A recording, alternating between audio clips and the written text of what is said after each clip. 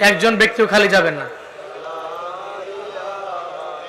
ইল্লাল্লাহ লা ইলাহা ইল্লাল্লাহ লা ইলাহা ইল্লাল্লাহ লা ইলাহা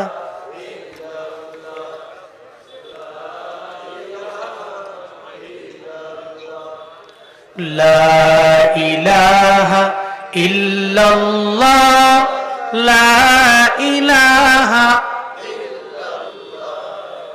লা ইলাহা ইল্লাল্লাহ লা ইলাহা ইল্লাল্লাহ লা ইলাহা